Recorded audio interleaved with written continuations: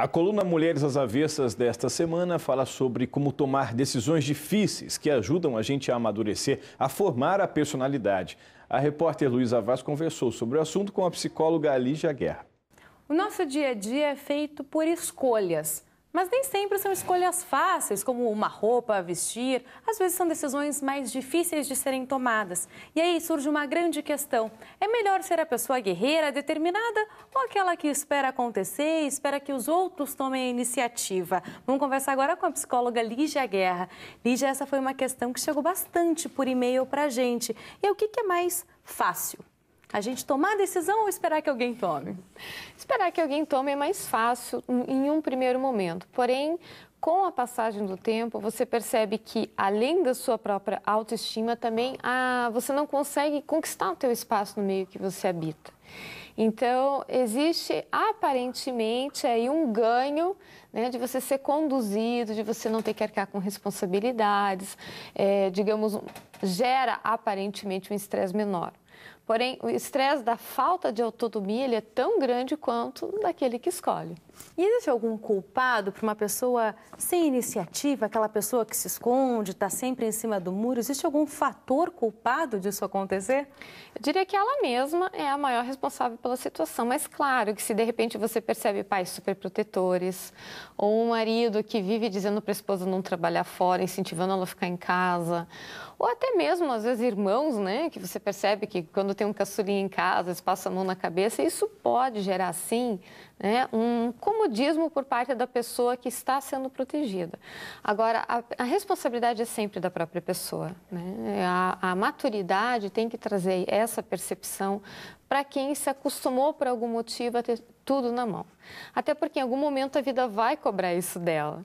Seja o chefe, seja uma perda, porque os pais não são eternos, seja uma mudança de vida, às vezes até de uma condição financeira ou de cidade, enfim, essas situações que a vida traz e é através das quais nós estamos aí para crescer, nos desenvolvermos e nos autodesafiarmos, né? Isso beira aquele complexo de vítima. Ah, meu Deus, eu sou sempre prejudicado, mas não é um jogo fácil de ser virado, né? Nem um pouco. E como é que a gente consegue virar esse jogo que não seja de uma forma traumática, né? Com uma ruptura, a morte dos pais, a perda financeira, a cobrança de um chefe. Tem como virar esse jogo a tempo? Tem sim. Eu penso que você conseguir perceber que a pessoa que passa a mão na sua cabeça muitas vezes é a pior de todas. Porque é ela que te aliena do teu próprio potencial. São muitas as vezes que eu percebo que a vida traz dificuldades para algumas pessoas. Eu acho que a vida se esforça para levar dificuldade para a pessoa e alguém vai lá e furta isso.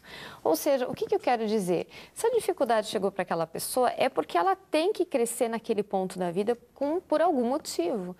E se eu vou lá e diminuo essa dificuldade, eu estou tirando o direito da pessoa de perceber por quais caminhos ela possa se desenvolver. Você pensa que existe alguém que é adulado, mas existe um adulador.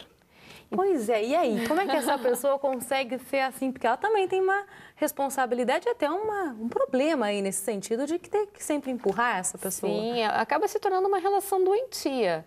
Porque o pai ou a mãe saudáveis, por exemplo, quem são eles, né? São justamente aqueles que vão olhar para o filho com olhos de fé. Meu filho vai dar conta dessa situação, eu estou aqui se ele precisar de um suporte, mas eu sei que ele vai dar conta. Agora, o pai que não permite que o filho tome atitude, que o filho cresça, que o filho até sofra em várias circunstâncias para que ele aprenda o caminho dele, ele é um pai sabotador. É um pai que tem uma autoestima muito mais frágil, por vezes, que até o próprio filho. Ou seja, ele quer que o filho dependa dele. Essa pessoa que cuida, que toma as decisões, que empurra, para ela também é um processo de ruptura, deixar a outra viver a própria vida.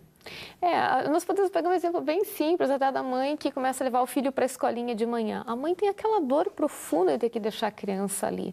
Mas, ao mesmo tempo, a criança também vai crescer, a mãe também vai crescer, ela vai trabalhar, o filho vai estudar, vai aprender a se relacionar. Sabe da importância daquilo. Sabe que dói, mas sabe que precisa. Agora, se nós temos aí uma mãe que tem aí seus 50, 60 anos e que vive tratando os filhos como eternas crianças, né? Não digo amando os filhos como eternas crianças, porque eu acho que isso realmente os pais vão fazer sempre, mas tratando, não permitindo que o filho realmente bata as suas asas, ou até mesmo sempre facilitando demais a vida desse filho. Quem é aí a vítima, né? Fica difícil a gente entender essa situação, né? E é fácil diagnosticar, de falar, eu estou sendo empurrado, ou então diferente, meu Deus do céu, estou empurrando aquela pessoa, não estou deixando ela viver a própria vida, ou não é tão simples assim? O que eu percebo é que as pessoas realmente captam isso. Elas enxergam, puxa, de repente meu irmão está crescendo, eu estou aqui parado, ou de repente eu vejo que eu deveria deixar o filho, né, realmente seguir o caminho dele, mas eu saboto isso. A pessoa percebe o que não é fácil, ela conseguir mudar o comportamento dela. Então, como fazer isso? Se tornando menos egoísta. Porque o ato de você querer ajudar, por vezes, não é um altruísmo, é um egoísmo. Você quer que a pessoa dependa de você de alguma forma. E a pessoa que está sendo ajudada também, né, é confortável, não precisa lutar muito. Então, eu digo que os caminhos mais difíceis, normalmente, são aqueles que tornam as pessoas mais interessantes.